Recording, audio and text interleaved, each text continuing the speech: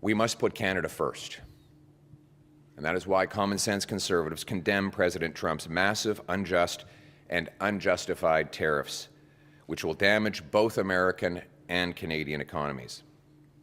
Canada is the United States' closest friend, greatest ally, and most important neighbor. We share the longest undefended border. We fought alongside the Americans in 2 world wars, Korea, and Afghanistan, where we lost 158 of our brilliant young men and women to avenge the attacks of 9/11 on New York and Washington. There is no justification whatsoever for these tariffs or this treatment. Canada will never be the 51st state. We are an independent, proud, and strong nation. I'd like to speak first to our American friends. You are our friends. You are our neighbors. We share the longest undefended border in the history of the world. You buy our products, and we buy yours. You have a trade surplus with us when energy is excluded. And when it is included, the deal is even better for you because you buy our oil and our gas at massive price discounts. Not because we're nice Canadians, but because here at home we've made really dumb decisions to prevent us from exporting our energy to any other countries. But either way, Americans are better off with this friendship. We share a continent, we share the same risks and the same potential enemies from around the world. Those kinds of enemies can metastasize into real dangers and actual attacks, as you saw suddenly and unexpectedly on 9/11. It's good to have friends when those sorts of things happen. And let me ask my American friends this question. Even if you believe in tariffs, how is it possible to put a 25% tariff on Canada and only a 10% tariff on China? In what strategic mindset does that make sense?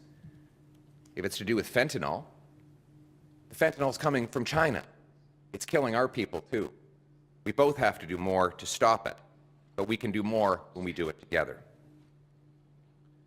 Now, here at home, my message to the Liberal government: put aside partisan interests and recall Parliament. It is insane that in this great crisis, Parliament is shut down to deal with a crisis and a power struggle within the Liberal Party.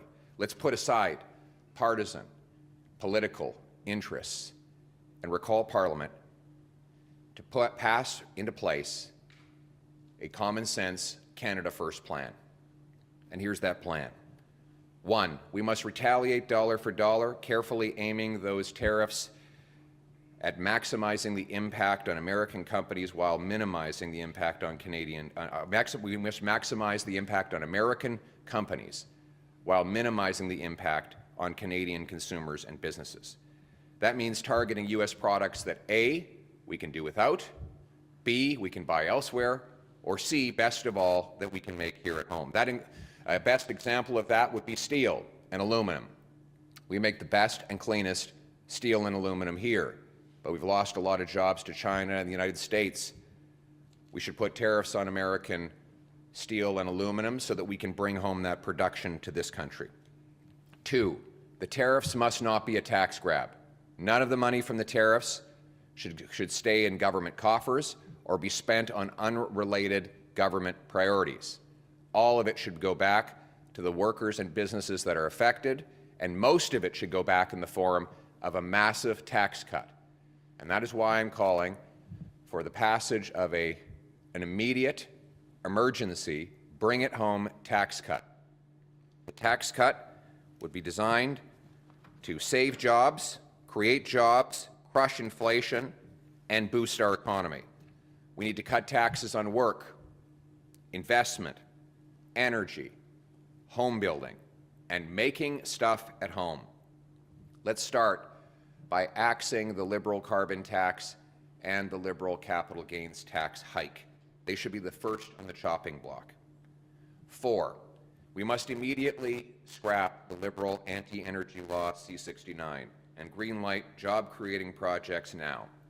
That includes LNG plants, pipelines, mines, factories, port expansions, so that we can get our products to overseas markets without going through and profiting the United States.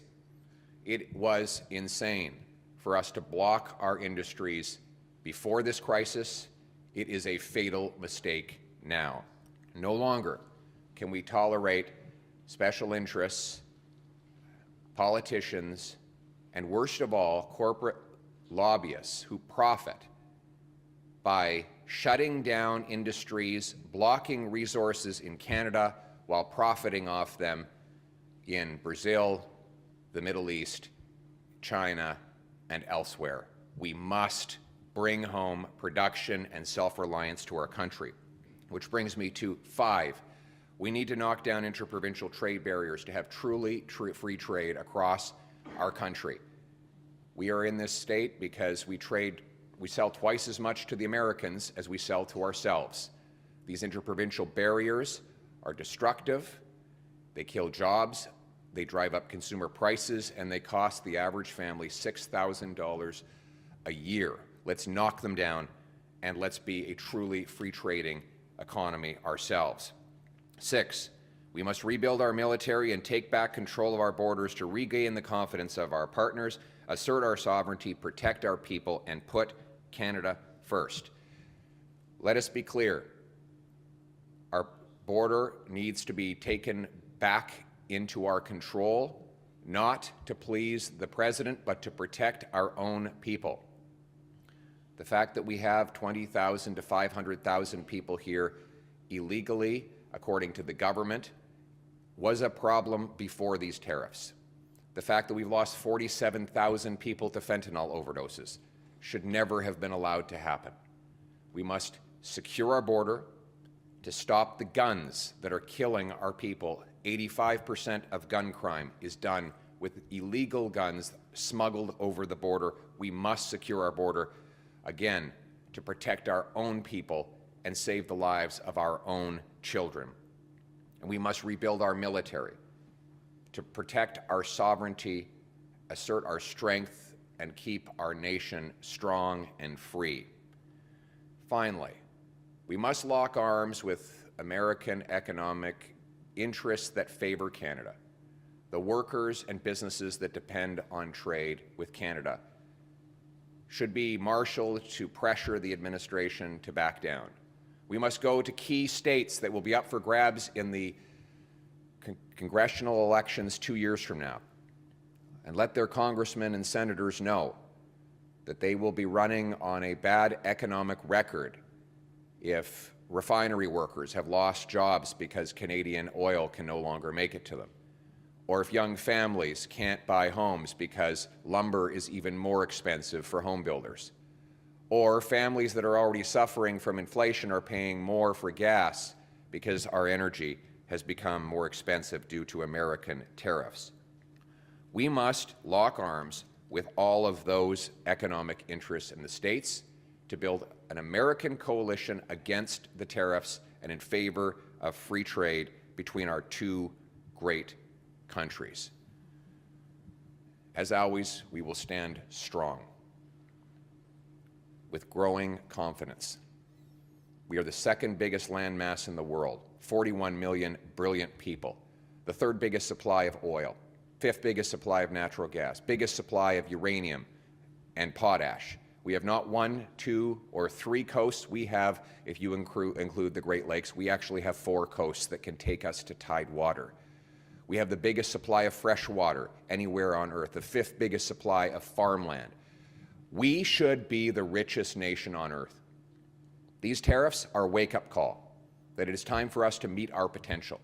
It is time for us to be a country that can trade with itself, a country that builds homes quickly for its youth, a country that allows entrepreneurs to succeed quickly and profitably so that success is once again rewarded, a country that allows hard work to pay off, a country that harvests its own resources, that secures its borders to protect its people, that builds its military to protect its sovereignty, unites its people to protect our common history and common future.